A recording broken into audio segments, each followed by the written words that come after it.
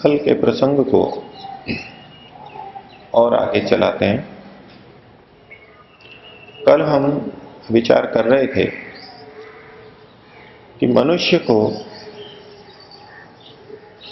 ईश्वर उपदेश देता है। ईश्वर कवि ही है, वो वेद के माध्यम से उपदेश देता है। वो इस सृष्टि को बना करके इसके नियमों से हमें उपदेश देता है और अंतर मन में प्रेरणा करके भी उपदेश देता है। इस तीसरी प्रकार के उपदेश के बारे में महर्षि दयानंद ने लिखा कि जब हम अच्छे कार्य के लिए प्रवृत्त होते हैं तो मन में जो अभय, निशंकता, आनंद, उत्साह होता है वो ईश्वर की तरफ से होता है। और जब बुरे कर्म की तरफ प्रवृत्त होते हैं तो मन में जो भय, शंका, लज्जा होती है वो भी ईश्वर की तरफ से होती है। इन पंक्तियों के आधार पर जब हम अपने भय, शंका, लज्जा, आनंद, उत्साह को कसौटी पर कसते हैं, अर्थात व्यवहार में जब जब हमारे मन में भय, शंका, लज्जा होती है और आनंद, उत्साह होता है, अपने उस कर्म को जब कसौटी पे कसते हैं तो हमें प्रतीत होता है कि अनेक स्थलों पर अच्छे कार्य करते हुए भी, वेदोक्त कार्यों को की ओर प्रवृत्त होते हुए भी मन में भय, शंका, लज्जा उत्पन्न हो जाते हैं। और इसी प्रकार अनेक बुरे कर्मों को करते हुए भी मन में भय, शंका, लज्जा पैदा नहीं होता। हमारे में भी और अन्य मनुष्यों में भी अनेक मनुष्य अनेक गलत कार्यों को करते हुए भय, शंका, लज्जा को अनुभव नहीं करते। तो इसके आधार पर एक निष्कर्ष निकला कि समाज में जो मान्यताएं चल रही हैं उसके कारण भी हमारे मन में आनंद, उत्साह और भय, शंका, लज्जा पैदा होते हैं। अर्थात इन्हें केवल ईश्वर ही पैदा नहीं करता, समाज के आधार पर भी ये पैदा होते हैं। यदि हम समाज का भय और समाज की प्रेरणा, उत्साह को हटा दें और बिल्कुल एकांत में रहें तो वहां हम देखेंगे अपने भय, शंका, लज्जा बदल जाएंगे, आनंद, उत्साह बदल जाएंगे।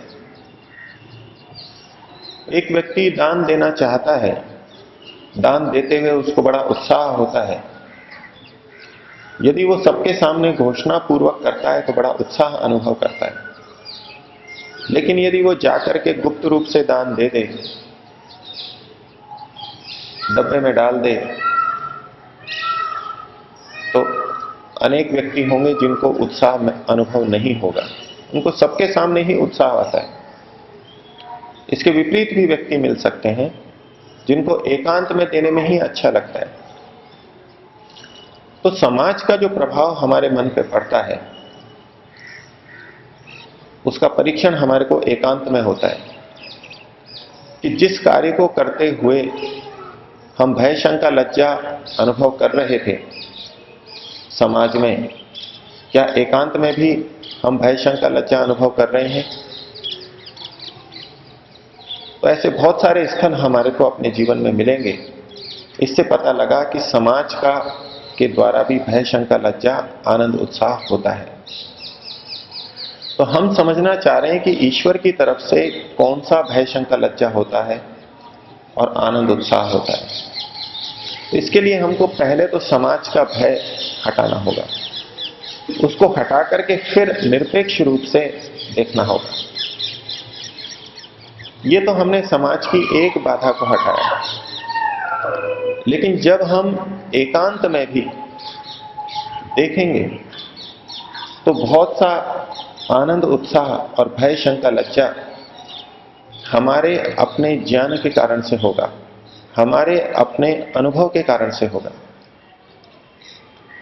एक व्यक्ति भले ही एकांत में हो, तालाब के किनारे तालाब में नहाना चाहता हो, ऊपर से कूदना चाहता है, दूसरों को कूदते हुए देखा है, दूसरों को ऊपर से कूद कूद के बड़े आनंद से नहाते हुए देखा है। अब कभी वो अकेला भी कूदने का प्रयास करेगा तो मन में बड़ा भय आएगा। समाज की तरफ से भय, शंका, लज्जा नहीं है। अभी स्वयं कूदना चाह रहा है तो भी भय लग रहा है। कारण उस विषय से संबंधित जो ज्ञान मस्तिष्क में है, ऊपर से कूदने पे हानि हो सकती है, ये भय का कारण बना हुआ है। और वही व्यक्ति यदि कूद जाए थोड़ी हिम्मत करके और उसको कुछ नहीं होगा, पानी में तैरना वो जानता ही है, फिर दूसरी बार आएगा तो उतना डर नहीं लगेगा, तीसरी बार आएगा तो उतना डर नहीं लगेगा, और धीरे धीरे उसका भय बिल्कुल समाप्त हो जाएगा। ऐसा बहुत सारी घटनाओं के अंदर हम देख सकते हैं। इससे क्या तात्पर्य निकला कि हमारा किसी क्रिया या वस्तु के प्रति जो अनुभव है वो हमारे इस भय, शंका, लज्जा को और आनंद, उत्साह को परिवर्तित कर देता है। अर्थात हमारा अनुभव से प्राप्त ज्ञान भी भय, शंका, लज्जा उत्पन्न करता है और उसको हटाता भी है। और वो अनुभव इसी आधार पर केंद्रित रहता है कि किससे हमारे को हानि हुई और किससे हानि नहीं हुई, किससे लाभ हुआ और किससे लाभ नहीं हुआ।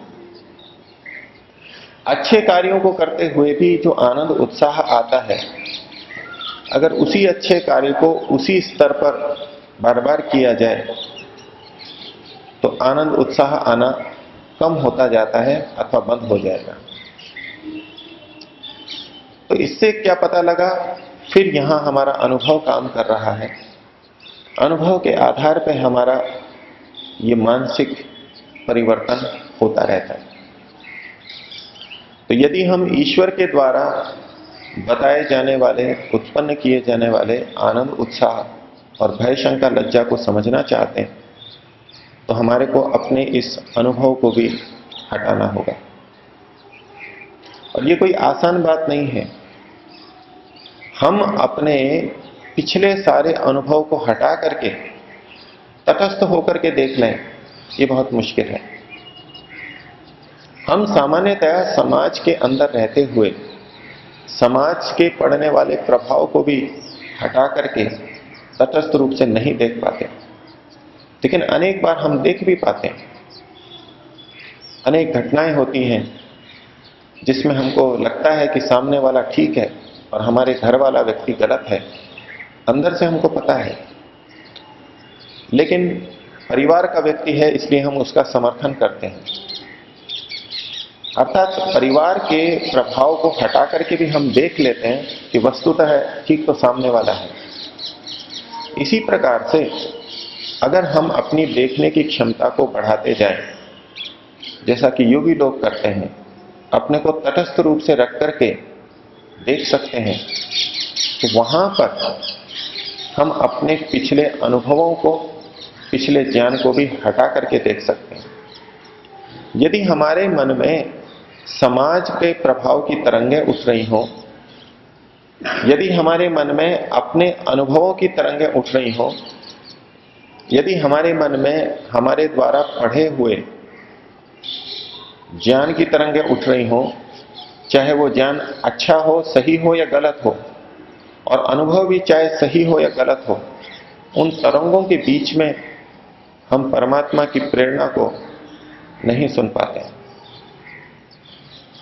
हमारी वो सामर्थ्य ही नहीं होती कि हम परमात्मा की वास्तविक प्रेरणा को समझ पाते हैं। लेकिन हम समझते ये हैं कि ये अंतरात्मा की आवाज है। अनेक बार जब असमंजस की स्थिति होती है, सही गलत का निर्णय नहीं हो पाता, अथवा दसियों लोगों की सलाह उपदेश हमारे सामने आ जाते हैं और हम असमंजस में आ जाते हैं, तो अनेक बार हम छोड़ते हैं कि नहीं, इन सब की बात छोड़ के मैं तो अंतरात्मा की आवाज से करूंगा। ये अंतरात्मा की आवाज क्या है? इसके दो अर्थ हो सकते हैं, और दोनों अर्थों में लोग इसका प्रयोग करते हैं। एक है आत्मा की स्वयं की आवाज, यानी हमारी अपनी आवाज, हमारी अपनी इच्छा, और एक अंतरात्मा की आवाज का अभिप्राय लिया जाता है परमात्मा की, वो परमपिता परमात्मा जो अंदर बैठा हुआ है, उसकी आवाज। तो ऐसी स्थितियों में अनेक बार हम अन्य लोगों की सलाह को हटा देते हैं और अपने अंदर देखते हैं कि मेरी इच्छा क्या है, मेरी आत्मा की इच्छा क्या है, या परमात्मा क्या चाहता है। हम सोचते तो ये हैं जैसे हम अंतरात्मा की आवाज से कर रहे हों, परमात्मा की आवाज से कर रहे हों, लेकिन वस्तुतः वहां पर भी हम हमारे बुद्धि में स्थित ज्ञान के आधार पर, अंतर्मन में स्थित ज्ञान के अनुभवों के आधार पर निर्णय करते हैं, अथवा हमारे जो पुराने संस्कार हैं वो परोक्ष रूप से हमको प्रेरित करते हैं और हम निर्णय करते हैं।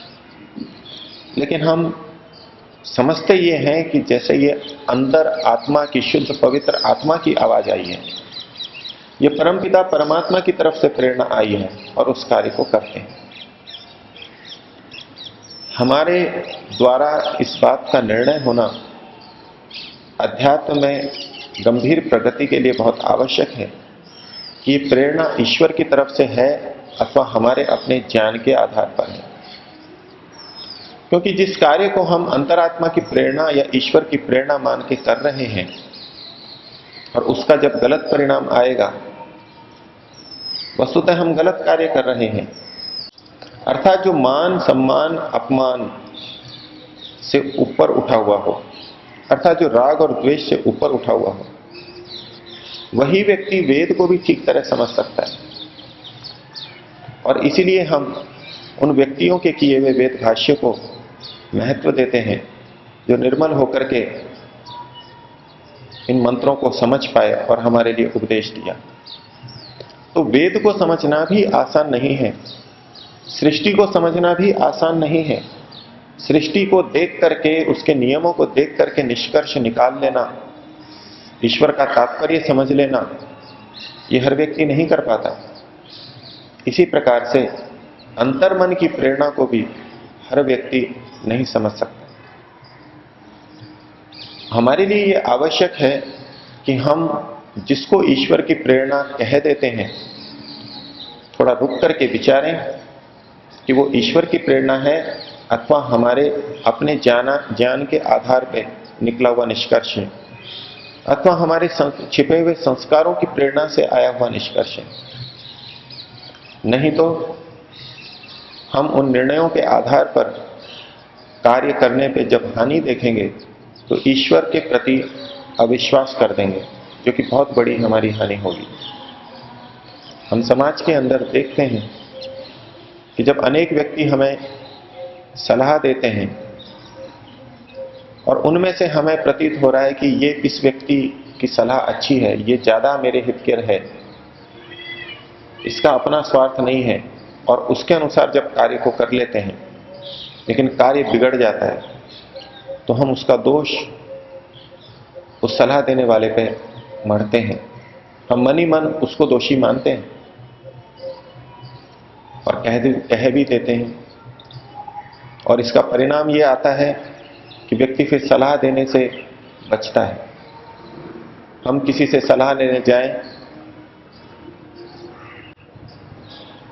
तो वो डरता है कि मैं सलाह दूंगा और इसने उसी अनुसार किया और यदि गलत हो गया तो ये मेरे को कहेगा, सारा दोष मेरे को देगा। इसलिए आजकल ये प्रवृत्ति बहुत अधिक है कि या तो सलाह नहीं देंगे अथवा कह देंगे कि भाई ये मेरी समझ से ऐसा ऐसा है, बाकी आगे आप जानो, निर्णय आप करना, मैं जो कह रहा हूं उसके आधार पर आप बाद में मत कहना कि आपने कहा था इसलिए मैंने किया और अब ऐसा हो गया। हम बचना चाहते हैं। अर्थात किसी के उपदेश के अनुसार कार्य करने पर जब कार्य गलत होता है तो उपदेशक के प्रति, सलाह देने वाले के प्रति हमारे मन में भाव बदल जाते हैं, उसके प्रति हम दोष की दृष्टि रखते हैं। बिल्कुल ऐसा ही परमात्मा के प्रति भी होगा। हम अपने हर अंतर्मन की बात को, जो कि हमारे अपने अज्ञान के कारण से आ रही है और हम गलत निर्णय कर रहे हैं, तो दुष्परिणाम होने पर परमात्मा के प्रति भी ये ही विपरीत भाव हमारे मन में पैदा हो जाएंगे।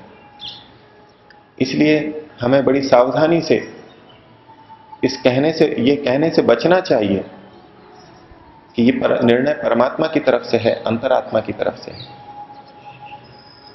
पहले हम इतने पवित्र बने कि परमात्मा के निर्णयों को समझ सकें, अपने हस्तक्षेपों को हटा करके, सामाजिक हस्तक्षेपों को हटा करके, अपनी स्मृति को शुद्ध करके बिल्कुल पवित्र हृदय से ईश्वर के समक्ष उपस्थित हों। जैसे कि महर्षि दयानंद वेद भाष्य के समय उपस्थित हुआ करते थे। पुष्कर के ब्रह्मा जी के मंदिर में वेद भाष्य करते हुए यदि संशय पैदा हो, स्पष्टता नहीं हो, तो एकांत में जाके बैठते थे, समाधि लगाते थे, बाह्य सारे विषयों को हटा करके फिर निर्णय देखा करते थे। परमात्मा से सीधे जाना करते थे, तो उसके लिए तो बाकी सारे हमारे पक्षपात, दुराग्रह, आग्रह हटा करके अपने को देखना होगा। और तब हम कह सकते हैं कि ईश्वर कवि है, उपदेशक है, और वो अंतर्मन में प्रेरणा करता है, और उस अंतर्मन की प्रेरणा के आधार पर जो चलता है उसका तो कल्याण ही कल्याण है। लेकिन हमको उस स्तर तक भी पहुंचना होगा, अथवा सामान्य स्थिति में भी एकांत में बैठ करके, जब जब संदेह हो, एकांत में बैठ के अपने को अधिकाधिक तटस्थ करके और फिर निर्णय करके अपने जीवन को चलाना होगा। ओम